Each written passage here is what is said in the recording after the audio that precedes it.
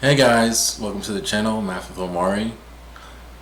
In this video, I want to review a problem on the math section from an SAT exam from the 1980s. Now the reason this is interesting is because a lot of people say that the SAT, college admissions test taken by high school students, has gotten easier over the years, and that at least specifically for the math questions from the old test are easier than the new test. Now, is that true? I'll let you be the judge of that. But I decided to pick out a couple of interesting problems that I found. And the explanations did take me longer than expected, so I separated the two problems that I reviewed into two separate videos. I'll upload the second video soon, but for now we can at least review one of the problems. Give yourself some time to look at it and figure out a solution on your own. But without further ado, let's jump into the problems.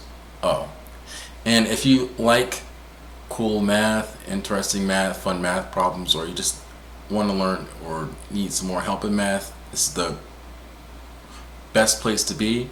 So I would really appreciate it if you could like the video, comment, subscribe to the channel. All those things would help me a lot. Alright, now let's talk about math. Alright guys, this is the first problem that we're going to look at, and this is the easier problem. It says if the average of two numbers is 7 and the product of the two numbers is 48, then the positive difference between the two numbers is, and this is then followed with some answer choices. Now, I would recommend pausing the video to see if you can figure out the answer, or at least try to think about how you would approach it. And then once that's done, you can resume the video to continue watching. All right. Well, regardless of whether or not you paused, let's talk about the solution together. Now, the first thing I like to do when I look at problems like this is just make sure that I have clearly identified what the problem wants me to find. In this case, we need to find the positive difference between the two numbers. Between the two numbers that have an average of 7. So average 7 and the product of 48. I also want to make sure that we're on the same page with this term here, difference. When you think of difference, you should basically be thinking about subtraction. For example, the difference between 5 and 2, or the difference of 5 and 2, is 3. So we're given, you have two numbers that we're looking at. We know the average of the two numbers, and we know the product of the two numbers. And with this information, we want to find the value of the bigger number minus the smaller number. It's the bigger number minus the smaller number because we're looking at the positive difference. If you take the smaller number minus the bigger number, that'll be the negative difference. All right, now that we've clarified the problem and we've identified the important information, let's use the details given in the problem to write some equations that will hopefully allow us to make some progress. The first piece of information we're given is that the average of the two numbers is 7. We don't know what these two numbers are, so I'm just going to start by introducing a couple of variables. Our two numbers here are going to be represented by x and y, and it doesn't really matter how we do this, but I'm just going to say that x is the larger number. I'm going to use this inequality to represent that. X is greater than y. All right. So if the average of the two numbers is 7, then we know that x plus y over 2 is equal to 7, right? The average of two numbers is the sum of those two numbers divided by 2. And in general, the average of any group of numbers is the sum of all those numbers divided by the number of numbers you have. But in this case, we just take the two numbers and divide it by 2, and that gives you your average. So we've used the first piece of information given in a problem to write one equation. We're going to do something similar with this additional piece of information, which is that the product of the two numbers is 48.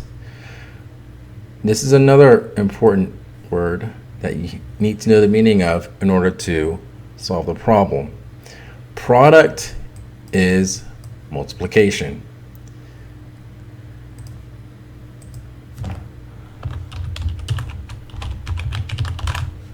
For example, the product of 5 and 10 is 50. In this case, the product of our two numbers is 48. So I'm going to write this equation to represent that information. We know that the product x times y, or xy, is equal to 48.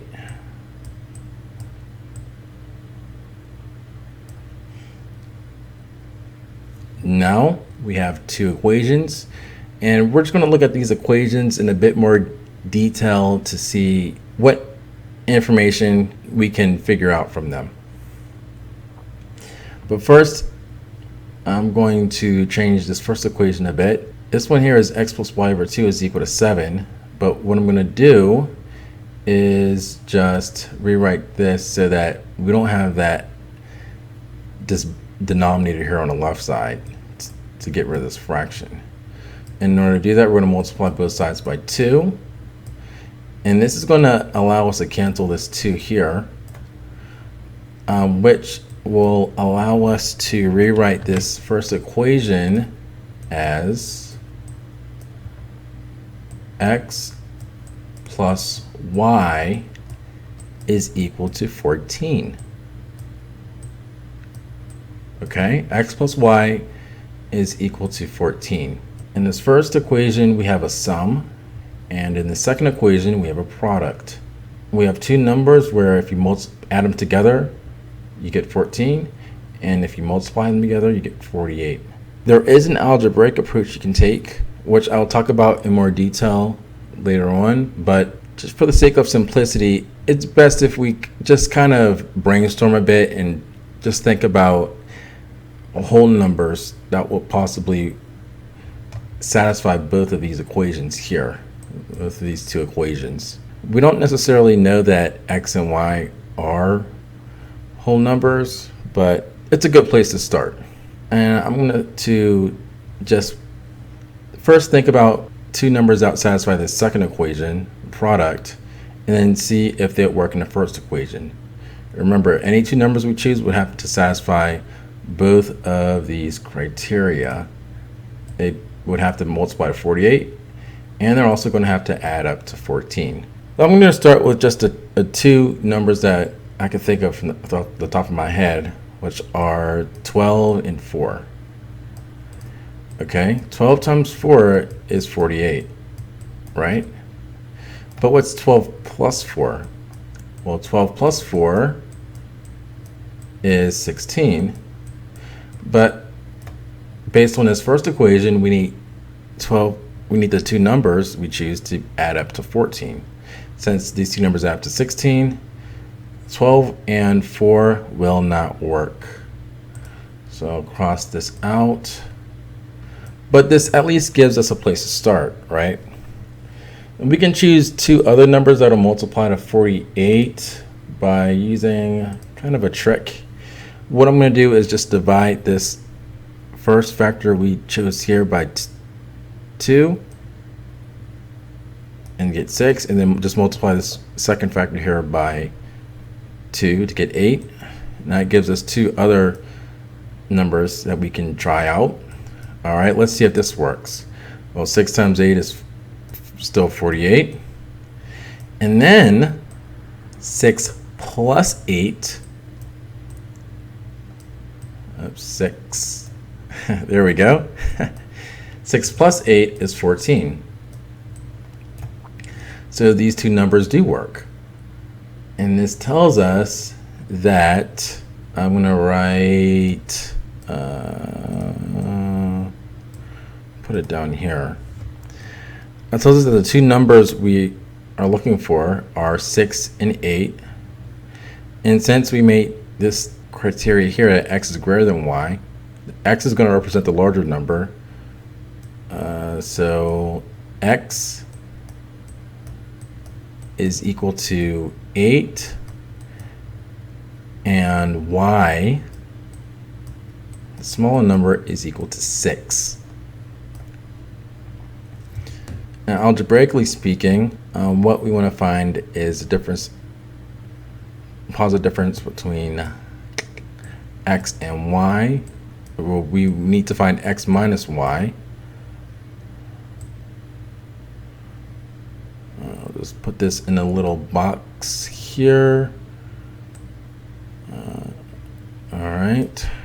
Yeah, so we want to find x minus y. This is the last step of the problem. Fortunately, this is the easiest step because we're just going to do 8 minus 6, which is 2, which means that the correct answer here is B. The answer is 2.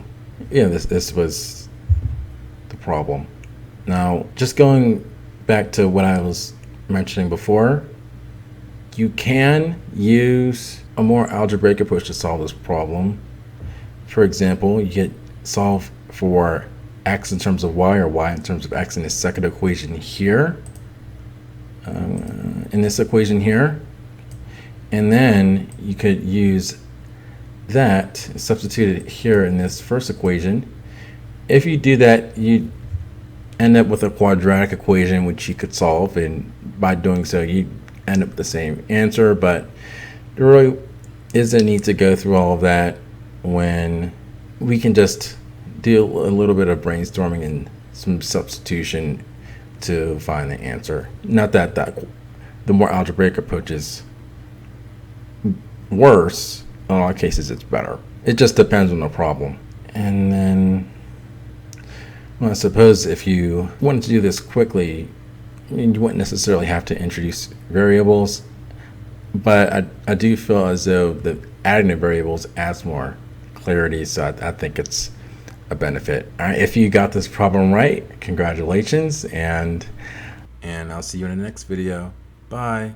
Thanks for watching.